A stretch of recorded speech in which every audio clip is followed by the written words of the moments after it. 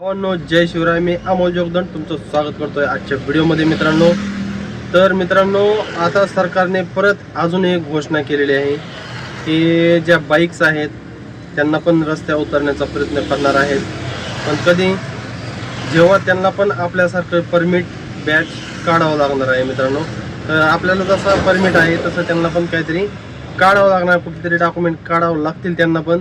तर त्याच्यासाठी त्यांचे प्रयत्न चालू आहेत मित्रांनो. तर ही रिक्षावाल्यांसाठी खूप वाईट बातमी आहे मित्रांनो, कारण की एवढ्या रिक्षा झालेल्या आहेत की थोडासुद्धा धंदा करणं मुश्किल झालेलं आहे. त्याच्यामुळं खूप नवीन जे रिक्षा घेतलेल्या आहेत त्यांना हप्तेसुद्धा फेडायचं खूप अवघड झालेलं आहे. आणि जुने रिक्षावाल्याला माहीत आहे कुठं बुकिंग वाचतात, कुठं कसा बिझनेस करायचा, ते बरोबर करतात. पण नवीन रिक्षावाले ज्यांनी घेतलेले आहेत त्यांना बिझनेस होत नाही आहे. तर भावांनो, पहिली बुकिंग वाढली होती आपल्याला 466 रुपयाची ओलाला, आणि कस्टमरचा लगेच कॉल आला. 200 मीटर पिकअप होतं मित्रांनो. ते म्हटलं मीटरनी येणार काय दादा, म्हणलं मीटरनी जावे लागेल. म्हटलं सर्वजण मीटरनीच नेतात आणि आम्हाला रेट जो आहे तो सेलेस्टेड फेअर दाखवतोय तुम्हाला, त्याच्यामुळं आम्ही मीटरनीच जातो. म्हटलं जे काय होतील जास्त वाढणार नाहीत, म्हटलं 5-50 रुपये इकडे तिकडे होतील, 500 रुपयापर्यंत जाईल म्हटलं. त्यांना 466 दाखवले होते. नाही म्हणले जे आम्हाला फेअर दाखवले मी तेवढंच देणार आहे. अजून कुरगोड्या चालू केल्यात मित्रांनो. 466 मला दाखविलंय, त्याला 469 दाखवायला पाहिजे. 3 रुपये ते असं पण इन्शुरन्स घेतं, परंतु कस्टमर म्हणतोय मला 430 रुपये दाखवले. म्हणजे त्याला ऑफर दिली आता. आणि कधी कधी काय होतं, बुकिंग सोडल्यानंतर 430 घेताना दाखवतोय आणि 430च देतोय. म्हणजे प्रमोशन देत नाही.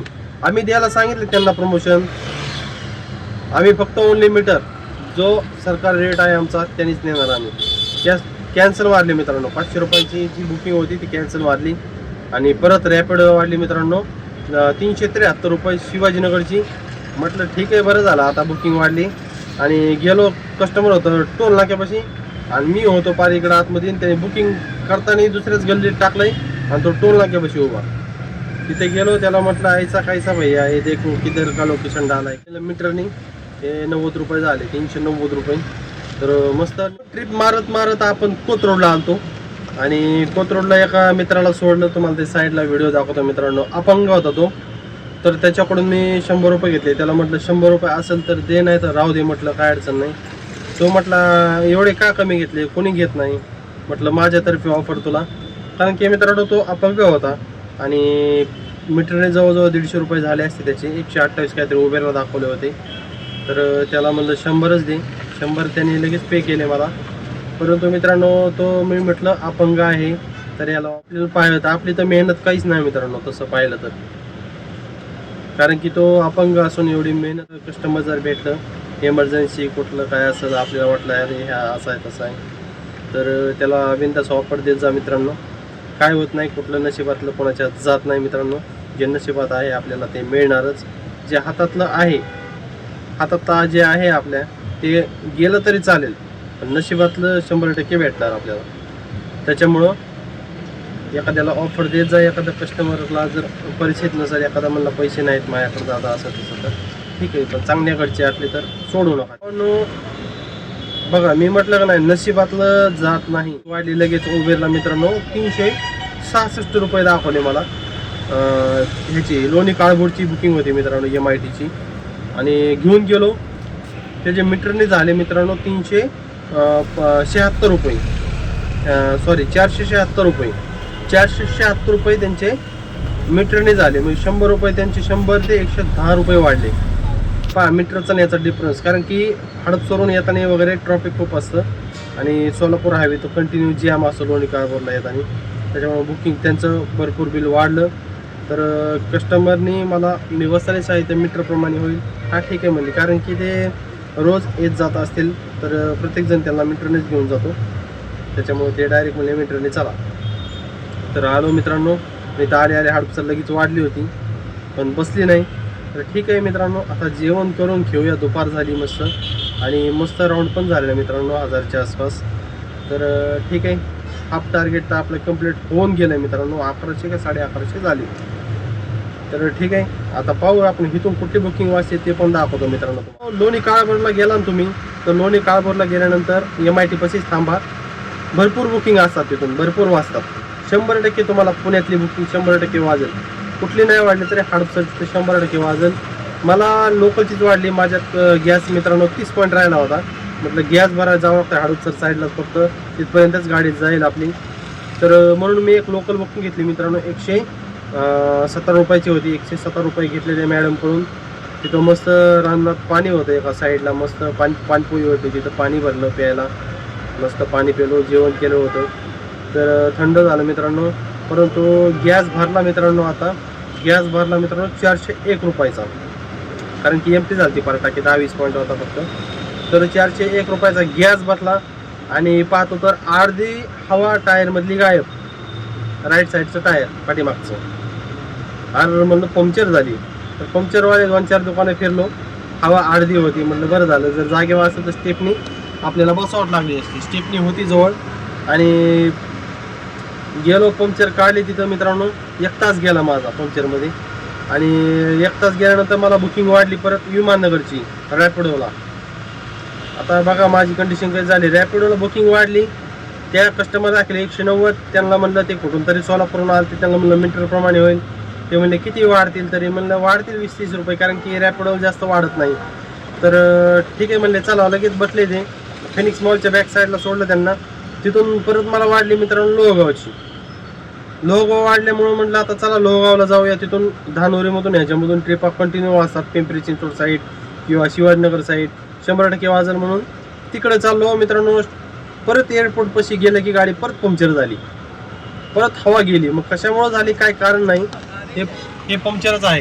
ती स्टिपनी मग काढली मी आणि पाठीमागं बसवली परत. हे परत पंक्चर झाली माझी गाडी. मग मी साईडला घेतली एअरपोर्ट रोडला. तिथं पंक्चर स्टेपनी बदलली. एका मित्राला आवाज दिला, त्यांनी लगेच आला रिक्षावाला मित्र. तर अशीच मदत करत राहा एकमेकांना. म्हणजे आपल्याला पण कोणी असं दिसलं काहीतरी प्रॉब्लेम आहे तर थांबत जा मित्रांनो. एखाद्या गाडीवाला बंद पडला, काय झालं काय नाही, तर विचारत चलत जा. तर त्याला सोडलं मित्रांनो. तिथं स्टेपनी चेंज केली मित्रांनो आपण. आणि स्टेपनी चेंज केल्यानंतर परत बुकिंग वाढली परत छत्रपती शिवाजीनगरची. तर म्हणलं ओके झालं काम. SB रोडची होते मित्रांनो. SB रोडला गेलो, तिथं सोडली. तिथून एक कोथरूडची लोकल वाढली, 60 रुपये. उबेरला दाखवले 3.5 किलोमीटर 60 रुपये. गेलो, त्यांना मीटर नेलं, त्यांचं झाले 65 रुपये मित्रांनो. 5 रुपये वाढले. म्हटलं ठीक आहे. मग आपल्या चॅनलचं आपले जे क्रायटेरिया होता तो पूर्ण झाला. तर भावाकडे गेलो, तिथं लॅपटॉपवरती आणि आपल्या जो क्रायटेरिया पूर्ण करायचा होता तो करून घेतला. बराच वेळ गेला, 8-9 वाजले. 9 वाजले तिथं जागेवर. मग तिथून डायरेक्ट आलो आम्ही, जेवण केले आणि डायरेक्ट घरी आलो परत. मग रात्री 11 वाजले परत घरी यायला. त्याच्यामुळे परत काही व्हिडिओ बनवला नाही मित्रांनो. त्यामुळे सकाळी आता बनवून टाकला तो व्हिडिओ. तर ठीक आहे मित्रांनो, चांगलं अर्निंग करत राहा आणि टार्गेट एक माइंडसेट करा की मला एवढे करायचेच आहेत, मला एवढा खर्च आणि एवढे शिल्लक राहिलेच पाहिजेत. समजा 1000 रुपये खर्च असला तर व्यतिरिक्त 1000 रुपये करावाच लागतील. नाहीतर मग ते 1000 रुपये जाऊन नुसतं जाण्यापुरतं केलं तर काही उपयोग नाही. माइंडसेट ठेवा की मला 2000 करायचेच आणि ते केल्याशिवाय मी येत नाही. मग ती ट्रिप 50ची असो किंवा 100ची असो. काही मित्र म्हणतात 50ची ट्रिप परवडते का? परवडती मित्रा, 50ची पण ट्रिप परवडते. लोकल परवडते. 1-2 किलोमीटरला 50 रुपये भेटतात, म्हणजे 25 रुपये किलोमीटरने पैसे देतात कधी कधी. तर असे मारत चला आणि मीटरने शक्यतो मारण्याचा प्रयत्न करा जास्त. कस्टमरची वादविवाद अजिबात घालू नका, कारण की काही काहींचे उबेर ID ज्या ब्लॉक झालेल्या आहेत त्या अजूनही निघत नाही आहेत. नवीन ओपन काय होत आहेत, काढून दिलेले आहेत मी काही जणांना, परंतु ते परत ब्लॉक होत आहेत.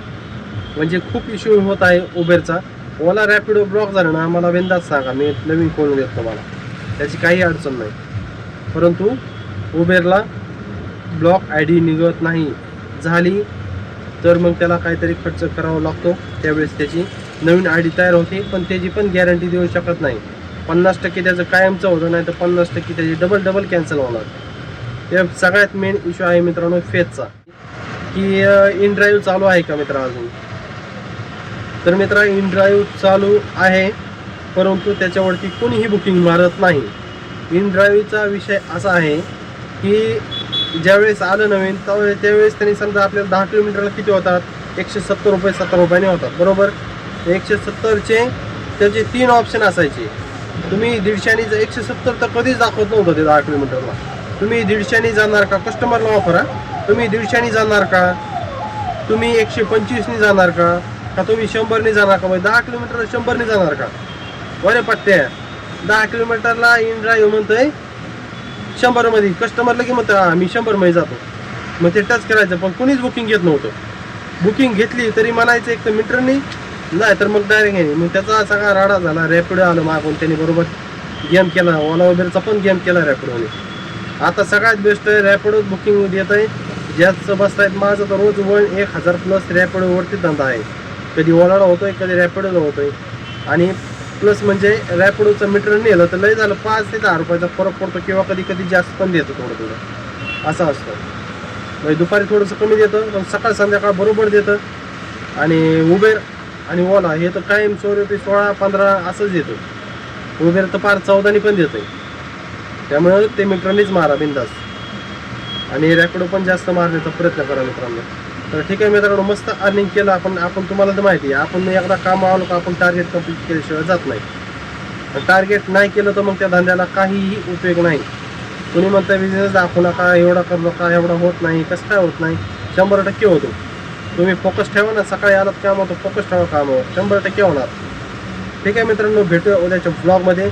आणि माहिती आवडल्यास आपल्या चॅनलला एकदा सबस्क्राईब नक्की करा आणि फॉलो करायला विसरू नका. आणि एक लाईक पण करीत चला मित्रांनो. धन्यवाद.